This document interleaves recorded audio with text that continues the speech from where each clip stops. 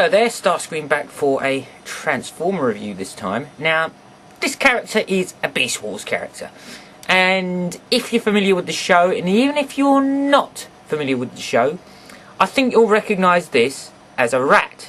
And it's Rattrap. Not the most original of names. Okay, Beast Wars names aren't great. I mean, names like Dinobot, Tigertron, I mean, could they get any more basic and simplistic? Why don't they call Optimus Prime in the original show Truckercon or something? No, not great, but there we go. I'm not going to split hairs over the names, and it's Optimus Prime, and I know not Optimus Prime, and I'm so sorry I kept repeating the wrong name. And you kept pointing it out as well. Alright, let's get down to Rattrap. I'm actually going to show you the toy for once, first of all. Seems to have dropped a bit. Bit of his gun, not a problem. Easiest transformation ever. This is my favourite Rattrap toy, right? There we go, look. That is it.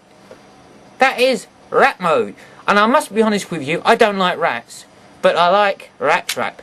That's how easy it is to transform the guy. That was kind of cool. I'd like to do that again, but I won't. Right.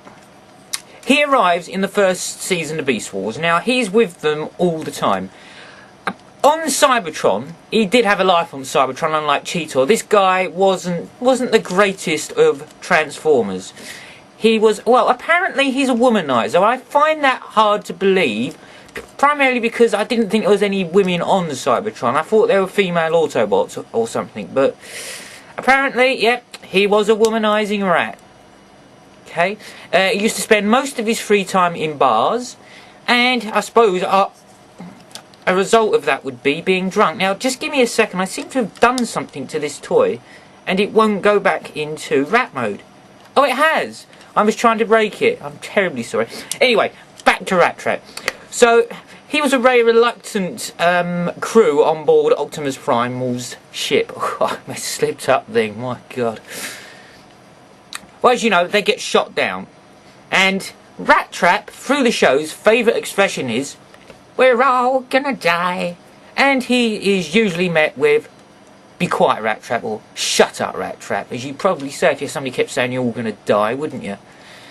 Never mind. He does speak with a Brooklyn accent, and I think it's Scott McNeil. Now, he's well known for doing a lot of voiceovers in anime, and one of the most notable ones is Gundam Wing. Now, I made a review of Gundam toys one time, because I got a lot of them, so I want to make use of them. They collect dust, but never mind. So, as we know, Rattrap in the show, it speaks with a Brooklyn accent. Kind of entertaining, actually. And he's one of the few of them that makes it all the way from the beginning of Beast Wars all the way through the seasons. Now, Rattrap's quite a likeable character. He's quite outspoken. He's quite sarcastic. He's relatively witty. And he proves himself quite useful as a saboteur to Optimus. He has a very limited knowledge of electrics in comparison to Rhinox.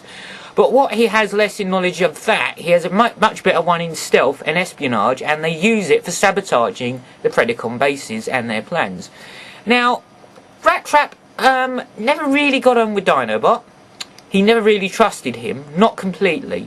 And after the episode Maximal No More, Rattrap thinks, well, I'm actually right, you just can't trust him. He's just a pred, as he calls him. He gives every Transformer a nickname. Worse, more so than Wasbonator ever did. Now, Rattrap gets a Transmetal variant, and here it is, the Transmetal variant of the toy. Now, it's a very nice toy. I love the colour scheme. Very nice figure, actually. Problem with mine, you'll probably be able to see this on camera, actually. I don't know if you can. No, I don't think it's not really doing it. One leg's longer than the other. I have no idea why. And the other one has the same problem. They have a tendency to lean like that. That's not great, is it? Right. Now, this Rattrap, as you know, the Transmetal toys, they have a third mode. And I showed it in the thing. It goes roadie mode. And it's just a mouse with wheels as opposed to a mouse without wheels, even though his name's Rattrap. That was my fault. Terribly sorry. He looks like a mouse, though, okay? He really does look like a mouse, not a rat. But there you go. That is a nice form. As I said, the character never changes throughout the show. Now, he makes it back to Cybertron with Optimus Primal. And he gets... well, they have to get themselves reformatted because they've got a disease and they can't transform. This is the thing that Megatron... well, it enabled Megatron to overtake Cybertron. Now, he gets this Transformer. Now, I'm sorry, it's bloody horrible. I really can't stand this toy. I think it's disgusting. And it wasn't a real fan favourite whatsoever. Now, when they get them, they have to learn in Beast Machines how to transform. They have to go, I am transformed, and imagine themselves transforming. Well, he can't do it.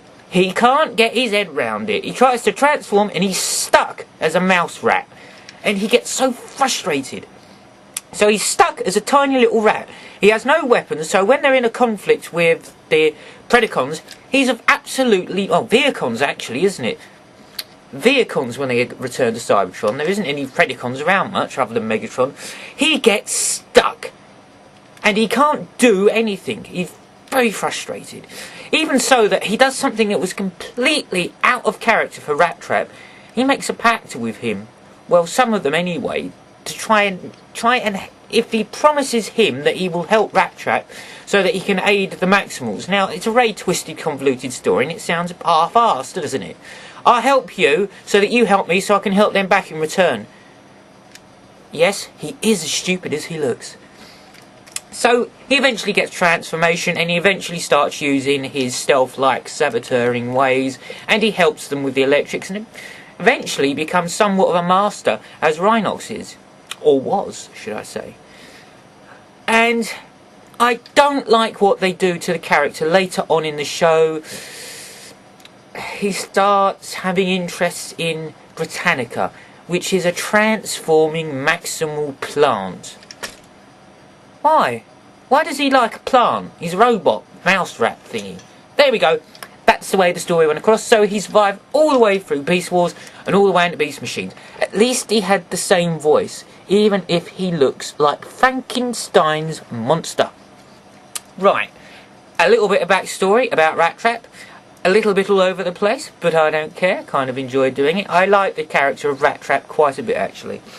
Now, as a quick bonus for this, I just want to show you something I've been working on before I vanish and everybody can breathe a sigh of relief.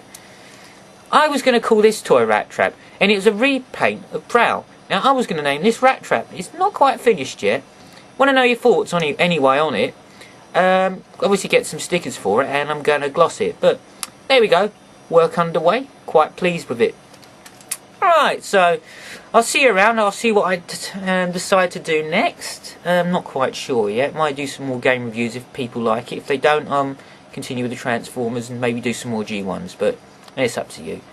Alright, so that's me. That's Starscream.